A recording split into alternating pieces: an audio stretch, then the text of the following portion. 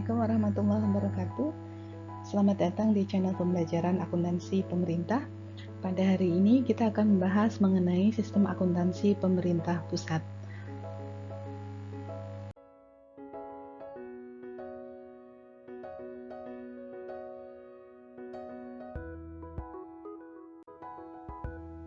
Sebelum membahas mengenai sistem akuntansi pemerintah pusat, saya akan terlebih dahulu mengingatkan teman-teman mengenai bagaimana conceptual framework diterapkan sampai dengan aplikasi akuntansi di suatu entitas.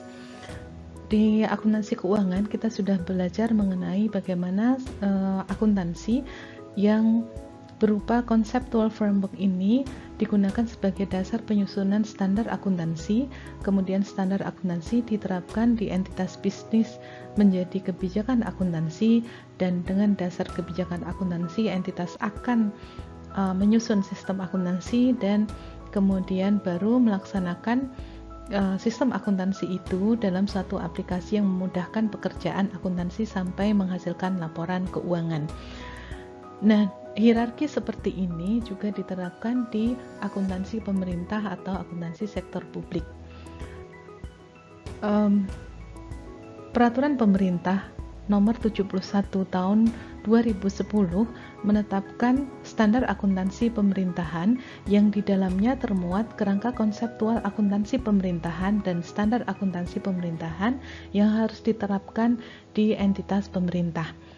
Menindaklanjuti standar akuntansi pemerintahan ini, maka entitas pelaporan yaitu pemerintah pusat dan pemerintah daerah masing-masing menyusun kebijakan akuntansi pemerintah. Kebijakan akuntansi pemerintah pusat ditetapkan oleh Menteri Keuangan dan kebijakan akuntansi pemerintah daerah ditetapkan oleh kepala daerah masing-masing. Hal inilah yang menjelaskan kenapa kemudian standar atau kebijakan akuntansi untuk pemerintah pusat dan pemerintah daerah menjadi berbeda. Kementerian Keuangan telah menetapkan kebijakan akuntansi pemerintah dan kemudian untuk melaksanakan kebijakan akuntansi pemerintah itu menyusun suatu sistem akuntansi pemerintah pusat dan telah menyelesaikan sampai pada taraf aplikasi keuangan yang dapat diterapkan atau yang dapat digunakan untuk merekam seluruh siklus akuntansi sampai menghasilkan laporan keuangan untuk pemerintah pusat. Penyusunan sistem akuntansi pemerintah pusat didasarkan pada kewajiban penyusunan sistem akuntansi menurut Undang-Undang Nomor 1 Tahun 2004 tentang Perbendaharaan Negara. Untuk melaksanakan kewajiban tersebut, maka Menteri Keuangan menyusun sistem akuntansi pemerintah pusat yang ditetapkan dengan PMK Nomor 213 Tahun 2013, Junto PMK Nomor 215 Tahun 2016 tentang sistem akuntansi pemerintah pusat yang akan saya jelaskan berikutnya. Nah, di dalam Undang-Undang Nomor 1 Tahun 2004 dijelaskan bahwa agar informasi yang disampaikan dalam laporan keuangan pemerintah dapat memenuhi prinsip transparansi dan akuntabilitas, perlu diselenggarakan sistem akuntansi pemerintah pusat yang sesuai dengan standar akuntansi pemerintahan. Nah, sebenarnya apa sih sistem akuntansi pemerintah ini? Sistem akuntansi itu terdiri dari rangkaian sistematik dari prosedur, penyelenggaranya, peralatan, dan elemen lain. Misalnya, formulir-formulir yang digunakan untuk penyelenggaraan akuntansi pemerintah. Nah, sistem akuntansi pemerintah ini digunakan untuk mewujudkan seluruh fungsi akuntansi sejak pengumpulan data, pencatatan, pengikhtisaran sampai dengan pelaporan posisi keuangan dan laporan operasi keuangan pada pemerintah pusat. Sistem akuntansi pemerintah pusat diselenggarakan dalam rangka menghasilkan laporan keuangan pemerintah pusat yang terdiri dari 7 jenis laporan keuangan, yaitu laporan realisasi anggaran, kemudian laporan perubahan SAL, Dua laporan inilah yang basisnya adalah kas, kemudian laporan operasional, kemudian laporan perubahan ekuitas, kemudian neraca, laporan arus kas, dan CALK yang menggunakan basis akrual. SAPP dikembangkan sesuai dengan ketentuan di dalam standar akuntansi pemerintahan. Nah, apa tujuan SAPP? Tujuan SAPP adalah yang pertama adalah menjaga aset pemerintah pusat dan instansinya melalui pencatatan, pemrosesan, dan pelaporan transaksi keuangan yang konsisten sesuai dengan standar dan praktek akuntansi yang diterima secara umum. Kemudian yang kedua adalah SAPP juga bertujuan untuk menyediakan informasi yang akurat dan tepat waktu tentang anggaran dan kegiatan keuangan pemerintah pusat untuk menentukan ketaatan terhadap otorisasi anggaran dan untuk tujuan akuntabilitas. Seperti kita tahu bahwa anggaran di pemerintah itu memegang peranan yang sangat penting dalam mewujudkan program-program yang ditetapkan oleh pemerintah saat itu. Kemudian yang ketiga adalah menyediakan informasi yang dapat dipercaya tentang posisi keuangan suatu instansi pemerintah dan pemerintah pusat secara keseluruhan. Dan yang terakhir adalah menyediakan informasi keuangan yang berguna untuk perencanaan, pengelolaan, dan pengendalian kegiatan dan keuangan pemerintah secara konsisten. Terdapat beberapa karakteristik SAPP. Yang pertama adalah basis akuntansi yang digunakan. Basis akuntansi yang digunakan dalam laporan keuangan pemerintah adalah basis akrual. Penerapan basis kas tetap digunakan di dalam penyusunan laporan anggaran atau laporan realisasi anggaran karena APBN kita disusun menggunakan pendekatan basis kas. Kemudian yang kedua adalah sistem pembukuannya berpasangan. Kecuali untuk akuntansi atas anggaran dilaksanakan secara single entry, sedangkan selain anggaran dilaksanakan secara berpasangan. Jadi selalu ada debit dan kredit dalam setiap pencatatan transaksinya. Kemudian di dalam standar akuntansi pemerintah juga menggunakan prinsip desentralisasi pelaksanaan anggaran, sehingga dalam hal implementasinya akan dibentuk unit akuntansi dan pelaporan keuangan secara berjenjang. Kemudian prinsip yang lain adalah mengenai bagan akun standar. SAPP menggunakan bagan akun standar yang ditetapkan oleh Menteri Keuangan yang berlaku untuk tujuan penganggaran maupun untuk tujuan akuntansi. Dan yang terakhir adalah SAPP mengacu pada standar akuntansi pemerintahan dalam melakukan pengakuan, pengukuran, penyajian, dan pengungkapan terhadap transaksi keuangan entitas pemerintah pusat. Nah, bagaimana dengan ruang lingkup SAPP? SAPP ini wajib diselenggarakan oleh seluruh unit organisasi pada pemerintah pusat. Kemudian yang kedua, untuk seluruh unit akuntansi dan pelaporan keuangan pada pemerintah daerah dalam rangka pelaksanaan dekonsentrasi atau tugas pembantuan yang dananya bersumber dari APBN. Dan yang ketiga adalah unit akuntansi dan pelaporan keuangan pada pelaksanaan anggaran bendahara umum negara. Kecuali yang dikecualikan dalam SAPP ini adalah untuk pemerintah daerah, untuk seluruh transaksi yang dananya bersumber dari APBD itu menggunakan sistem akuntansi pemerintah daerah. Kemudian untuk BUMN, karena BUMN tidak tunduk pada standar akuntansi pemerintah tapi tunduk pada standar akuntansi keuangan. Kemudian yang ketiga adalah BUMD.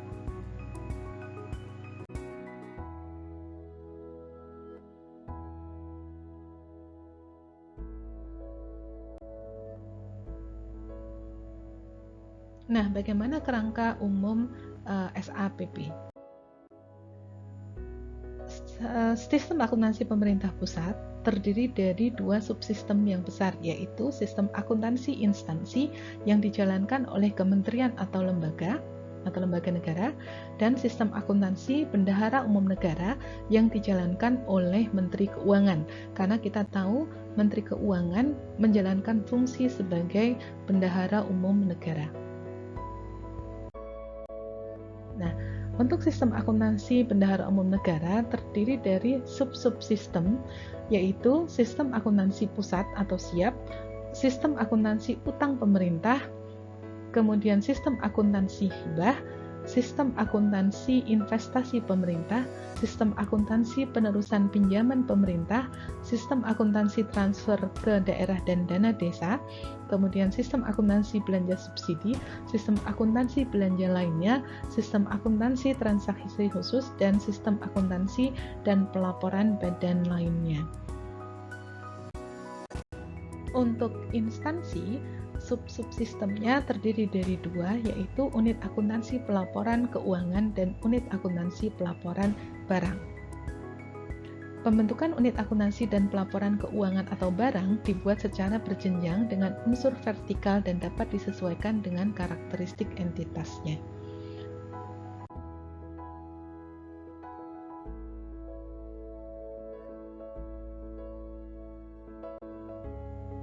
Nah, bagaimana sekarang kita akan membahas hubungan SAI, sistem akuntansi instansi, dengan sistem akuntansi bendahara umum negara. Hubungan SAI dan Sabun itu bisa dijelaskan dalam gambar ini. Jadi, sistem akuntansi instansi itu menjalankan berbagai macam transaksi, baik uang maupun barang. Transaksi uang diwujudkan di dalam 5 kotak berikut ini, yaitu untuk anggaran, kemudian realisasi anggaran, kemudian transaksi akrual, penyesuaian misalnya, kemudian transaksi untuk entitas yang menjalankan prinsip keuangannya dan berbentuk badan layanan umum, dan transaksi lainnya. Di instansi, kementerian atau lembaga juga melakukan transaksi atas barang milik negara. Nah, untuk transaksi keuangan di 5 kotak ini, itu dilaksanakan oleh kementerian atau lembaga sebagai unit akuntansi dan pelaporan keuangan. Sedangkan transaksi BMN dijalankan oleh kementerian atau lembaga dalam perannya sebagai unit akuntansi dan pelaporan barang. Nah, nanti dari sistem akuntansi instansi ini akan menghasilkan buku besar sistem akuntansi instansi. Nah, bagaimana dengan Sabun?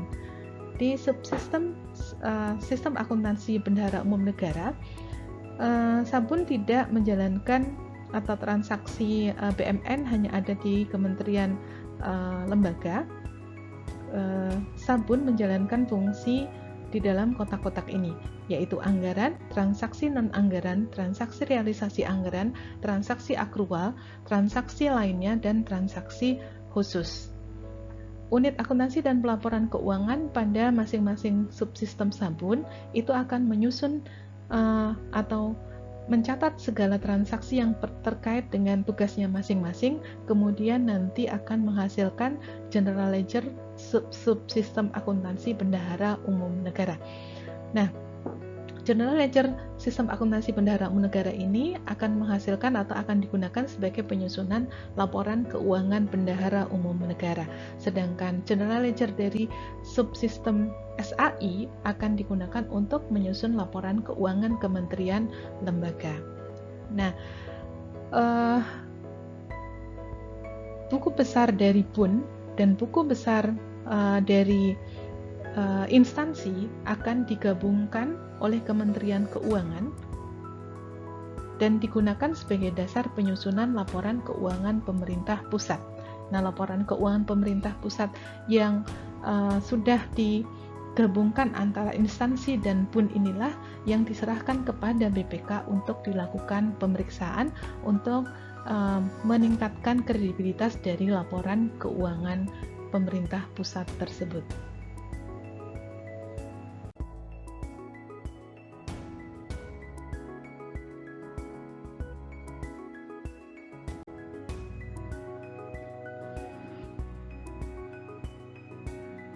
Baik, selanjutnya kita akan membahas mengenai bagaimana proses bisnis di sistem akuntansi.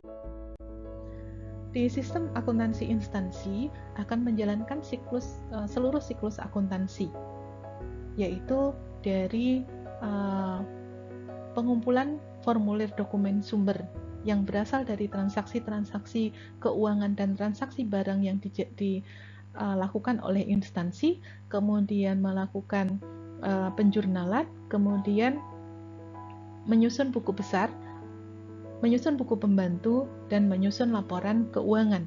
Nah, seluruh proses bisnis ini akan digunakan untuk menghasilkan laporan keuangan instansi yang terdiri dari LRA, kemudian LO, kemudian LPE, neraca, dan CALK.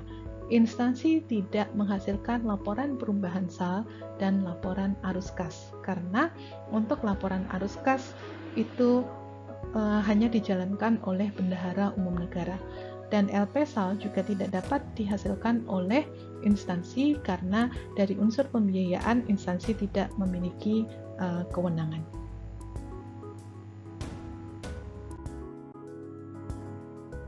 Nah, seperti inilah gambaran proses akuntansi pada entitas akuntansi.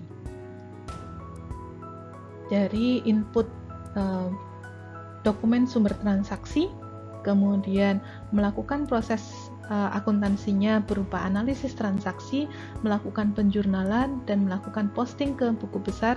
Outputnya adalah laporan realisasi anggaran, LO, LPE, neraca, dan CALK. Nah, semua proses ini dijalankan di dalam sistem akuntansinya. Sistem akuntansi terdiri dari bagaimana prosedurnya, seperti apa bagan akun standarnya, kemudian siapa saja yang melaksanakan prosedur-prosedur tersebut, kemudian bagaimana hardware dan software yang digunakan untuk menjalankan sistem tersebut, dan yang terakhir adalah personil yang menjalankan sistem tersebut, sehingga laporan keuangan yang dihasilkan oleh instansi atau laporan keuangan yang dihasilkan oleh entitas akuntansi memiliki atau memenuhi karakteristik kualitatif laporan keuangan atau informasi keuangan yang relevan, andal, dapat dibandingkan, dan dapat dipahami. Nah, bagaimana proses bisnis unit akuntansi? Tadi kita sudah membahas bahwa di dalam unit entitas akuntansi melakukan beberapa pekerjaan akuntansi. Yang pertama adalah verifikasi dan validasi elemen dokumen sumber. Jadi di sistem akuntansi pemerintah pusat, unit akuntansi kuasa pengguna anggaran sebagai unit terkecil yang melaksanakan anggaran pemerintah memiliki fungsi yang sangat penting dalam hal melakukan verifikasi dan validasi, terutama dalam hal belanja negara. Karena manajer unit akuntansi kuasa pengguna anggaran inilah yang menentukan suatu belanja dapat dilakukan atau tidak. UAKPA juga melakukan perekaman dari dokumen sumber ke dalam sistem akuntansi keuangan, kemudian melakukan verifikasi hasil perekaman dengan dokumen sumbernya, melakukan posting ke buku besar, melakukan rekonsiliasi baik internal maupun eksternal, dan melakukan pengiriman data dan laporan keuangan. Kemudian ini saya sebut sebagai jenjang yang paling rendah dalam unit dalam proses bisnis akuntansi di pemerintah pusat. Unit akuntansi kuasa pengguna anggaran akan melaporkan data-data keuangannya kepada unit akuntansi pembantu pengguna anggaran wilayah dan unit eselon 1-nya serta di kementerian atau lembaganya. Nah, apa saja yang proses yang dijalankan di 3 unit di atasnya ini? Yang pertama adalah menerima laporan keuangan dari unit di bawahnya. Jadi kalau UAKPA akan menyerahkan laporan ke wilayah. Wilayah akan melaporkan secara berjenjang ke eselon 1, dan dari eselon 1 akan melaporkan secara berjenjang ke kementerian atau lembaga. Kemudian juga melakukan verifikasi data dan laporan keuangan, melakukan rekonsiliasi kemudian menganalisis hard copy dan soft copy dari laporan keuangannya, kemudian melakukan penggabungan data dan laporan keuangan, serta melakukan pengiriman data dan laporan keuangan. Dalam hal sudah diterapkan ada single database, maka penyampaian arsip data tidak perlu serta rekonsiliasi juga dapat dilakukan hanya di WAKPA saja, karena secara berjenjang dan inti dari validasi data keuangan adanya di unit akuntansi kuasa pengguna anggaran.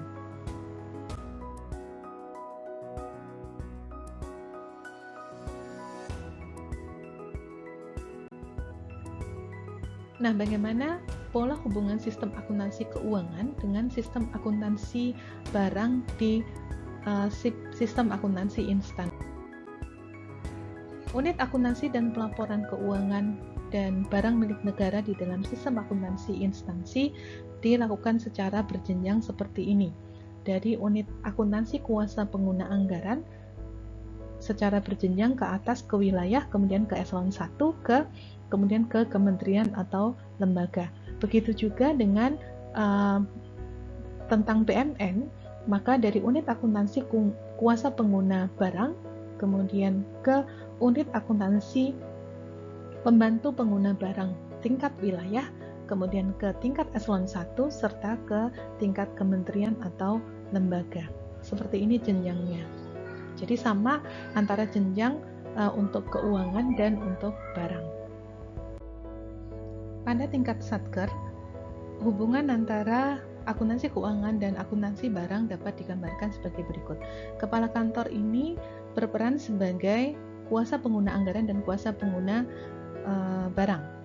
Sedangkan untuk pelaksana akuntansi keuangan dan akuntansi barang itu dijalankan oleh 2 eselon 4, yaitu Kasubag Keuangan untuk akuntansi keuangannya dan Kasubag TU, Kasubag Aset atau apapun namanya yang menangani barang milik negara di Satker tersebut.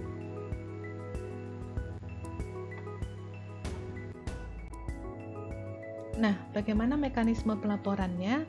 Untuk akuntansi keuangan dan akuntansi barang mekanismenya sama, namun entitas yang bertanggung jawab itu berbeda.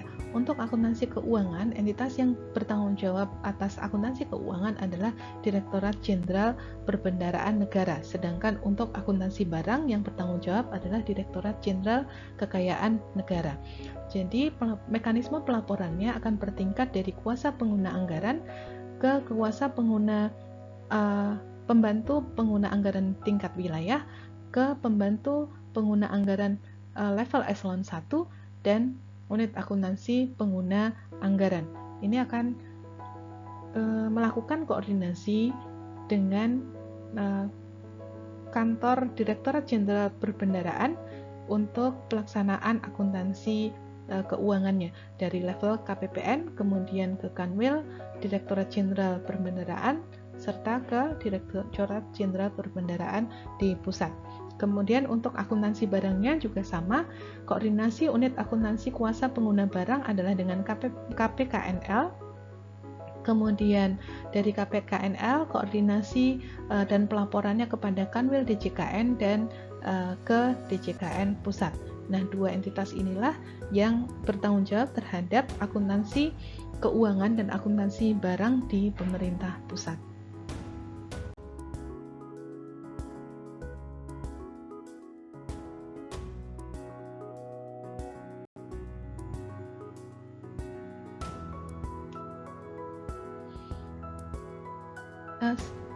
Kita akan membahas mengenai dokumen sumber yang digunakan di dalam akuntansi.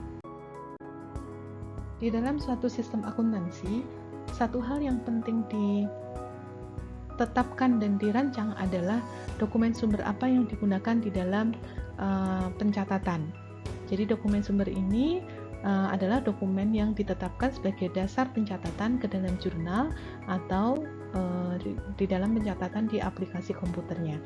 Tujuan ditetapkan dokumen sumber ini agar dasar pencatatan atau pembukuan atau input datanya menjadi seragam untuk setiap entitas akuntansi, sehingga nanti ketika dilakukan pelaporan di entitas pelaporan, perlakuan atas suatu transaksi yang sama akan menggunakan dokumen sumber yang sama dan dilaporkan dengan cara yang sama. Untuk dokumen sumber proses bisnis akuntansi di tingkat unit akuntansi kuasa pengguna anggaran, dokumen sumbernya secara umum terdiri dari yang pertama adalah dokumen sumber untuk transaksi penerimaan, yaitu estimasi pendapatan, pajak atau PNBP yang dialokasikan, antara lain dokumen sumbernya adalah DIPA, kemudian DIPA revisi jika ada, dan atau dokumen lain yang dipersamakan dengan DIPA, itu untuk pencatatan estimasi pendapatan. Kemudian untuk pencatatan atas realisasi pendapatan, dokumen sumber yang digunakan adalah bukti penerimaan negara seperti SSBP, SSP, SSPJP, dan dokumen lain sah yang dipersamakan. Kemudian yang kedua adalah untuk dokumen transaksi pengeluaran. Apropriasi atau alokasi atas belanja untuk suatu kuasa pengguna anggaran itu menggunakan dokumen sumber pencatatan adalah DIPA, DIPA revisi, petunjuk operasional kegiatan, dan dokumen lain yang dipersamakan.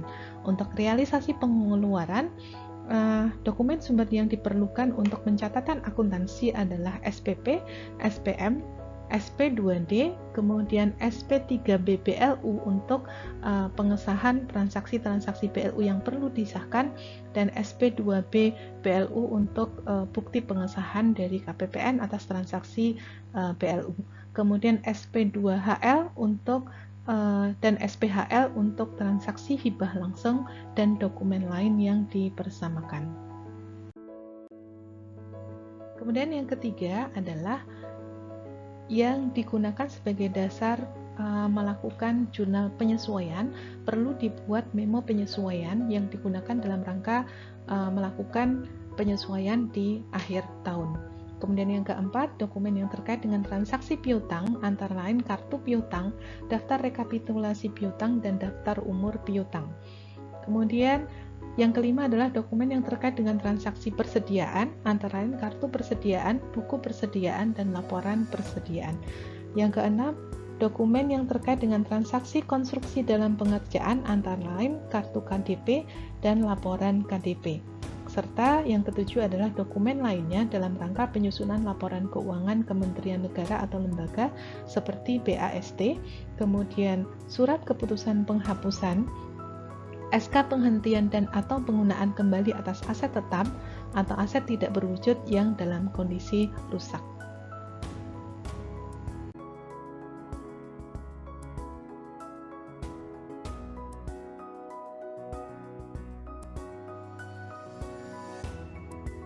Nah, di dalam sistem akuntansi pemerintah pusat, tadi kita lihat entitas yang melakukan pencatatan atau entitas akuntansi itu terdiri dari ratusan atau bahkan mungkin ribuan satker di pemerintah pusat.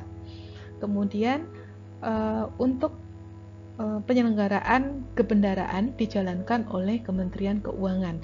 Tentu saja ketika banyak entitas yang melakukan pencatatan, akan sangat dimungkinkan terjadi ketidaksinkronan antara satu entitas dengan entitas yang lain.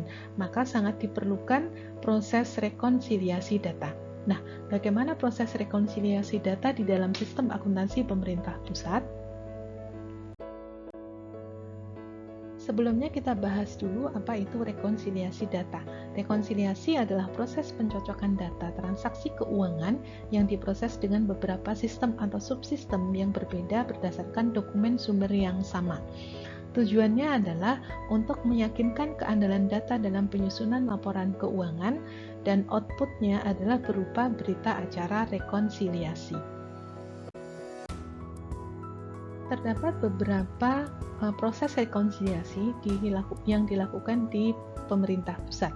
Yang pertama adalah rekonsiliasi internal antara unit pelaporan keuangan dan unit pelaporan barang pada pengguna anggaran atau pengguna barang. Ini sangat penting dilakukan karena unit ini adalah unit terkecil yang sangat menjadi kunci bagi pelaksanaan anggaran pemerintah. Kemudian rekonsiliasi internal antara unit akuntansi kuasa pengguna anggaran dengan bendahara pengeluaran atau bendahara penerimaan di satker tersebut. Rekonsiliasi yang lain yang perlu dilakukan adalah rekonsiliasi pelaporan keuangan antara pengguna anggaran dan kuasa BUN. Jadi misalnya antara kantor pelayanan pajak dengan KPPN atau antara PKN STAN dengan KPPN. Yang satu berperan sebagai pengguna anggaran, yang satu berperan sebagai kuasa BUN. Kemudian rekonsiliasi pelaporan barang antara pengguna barang dan pengelola barang, yaitu antara entitas satker dengan KPKNL. Kemudian rekonsiliasi antara BUN dan pengelola barang. Nah, dalam hal sudah dilakukan single database, rekonsiliasi eksternal hanya dilakukan di tingkat KPPN saja, tetapi jika diperlukan dapat juga dilakukan secara berjenjang.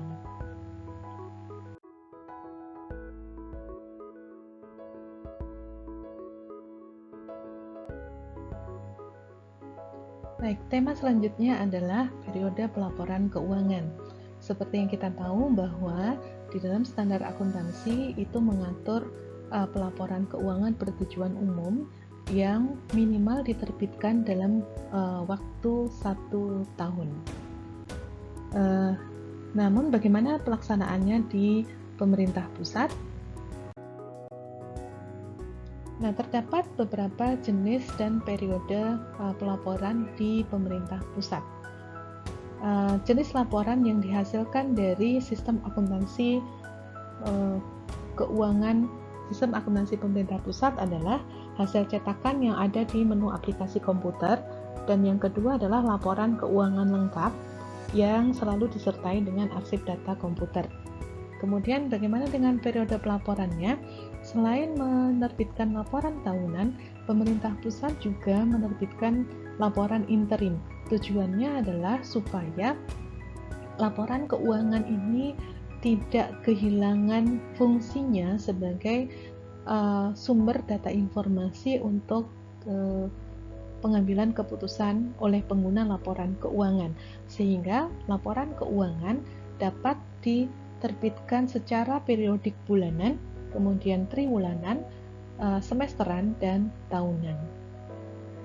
Untuk laporan keuangan semesteran yang tadi disebutkan sebagai laporan keuangan interim dan laporan keuangan tahunan disusun secara lengkap dari LRA, LO, LPE, neraca, CALK, dan laporan pendukungnya.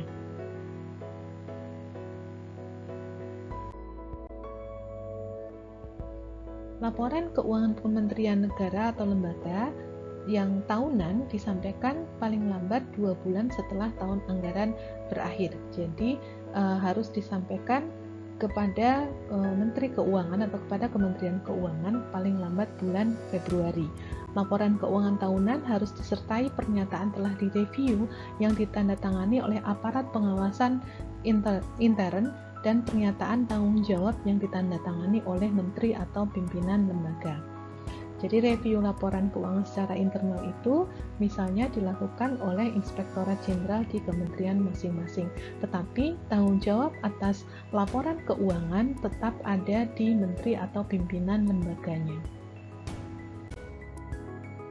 Nah, bagaimana review atas laporan keuangan dilakukan? Apa sih tujuan dilakukan review? Tujuan dilakukan review paling tidak terdapat 3, yaitu yang pertama adalah meyakinkan akurasi, keandalan, keabsahan informasi yang disajikan dalam laporan keuangan. Kemudian yang kedua, meyakinkan adanya kesesuaian pengakuan, pengukuran, dan pelaporan transaksi dengan standar akuntansi pemerintahan. Dan yang ketiga adalah meyakinkan akuntansi keuangan telah disusun sesuai dengan peraturan perundangan dan standar akuntansi pemerintahan. Bagaimana review atas laporan keuangan? Laporan keuangan yang diterbitkan semesteran, laporan keuangan interim, dan laporan keuangan tahunan itu dilakukan review oleh aparat pengawasan intern pemerintah, kementerian, atau lembaga. Nah, nanti informasi yang dihasilkan oleh sistem akuntansi instansi yang sudah direview oleh kementerian atau lembaga itu akan diserahkan ke Kementerian Keuangan, yang oleh Kementerian Keuangan juga nanti akan dikonsolidasikan atau digabungkan dengan subsistem akuntansi bendahara umum negara. Untuk subsistem akuntansi bendahara umum negara ini juga dilakukan review oleh APIP yang ditunjuk oleh Menteri Keuangan, misalnya Inspektorat Jenderal Kementerian Keuangan, dan juga harus sudah diberikan pernyataan telah direview. Baru nanti setelah direview oleh instansi, oleh kementerian atau lembaganya, kemudian pun dilakukan review oleh APIP yang ditunjuk oleh Menteri Keuangan, maka akan digunakan data-datanya yang sudah dikonsolidasikan di dalam sistem akuntansi pemerintah pusat, akan digunakan sebagai dasar penyusunan laporan keuangan pemerintah pusat.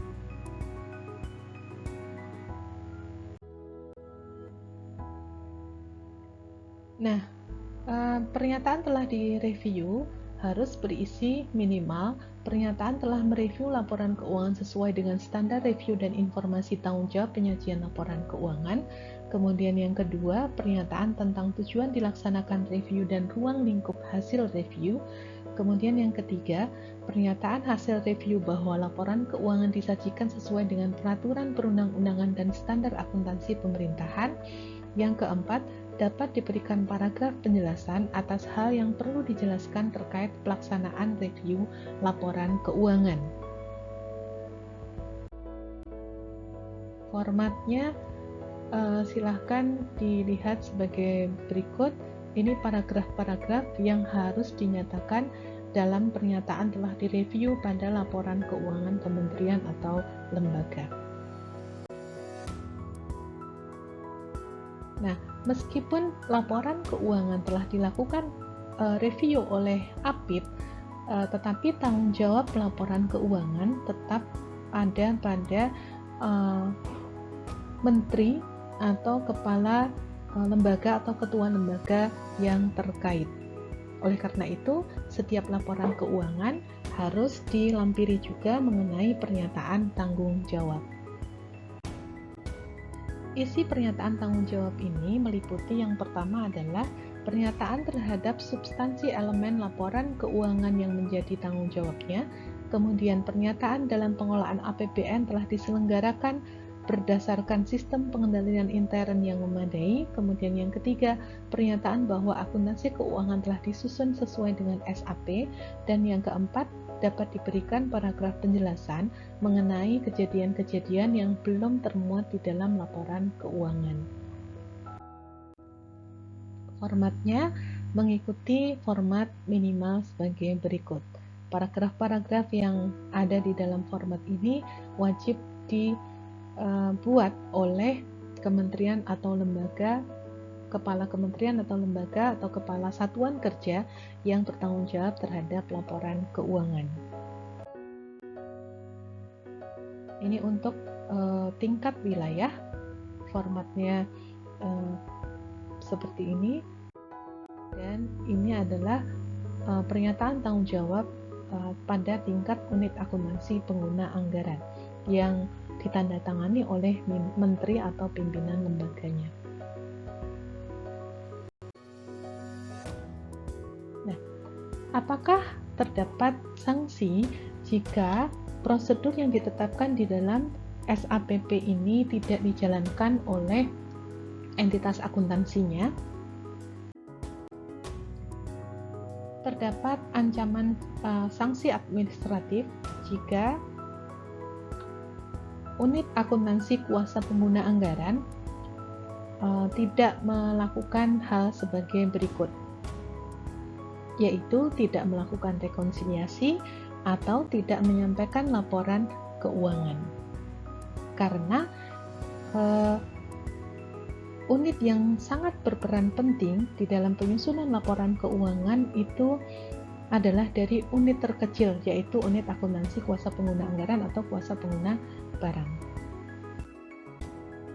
Nah, bentuk sanksinya adalah sanksi administratif, yaitu berupa pengembalian SPM oleh KPPN yang telah diajukan oleh unit akuntansi kuasa pengguna anggaran atau Satker yang mendapatkan sanksi tersebut. Dikecualikan untuk SPM LS belanja pegawai, SPM LS kepada pihak ketiga, dan SPM pengembalian. Untuk 3 hal ini, meskipun Satker mendapatkan sanksi, tetapi untuk 3 SPM ini tidak dapat dikembalikan oleh KPPN.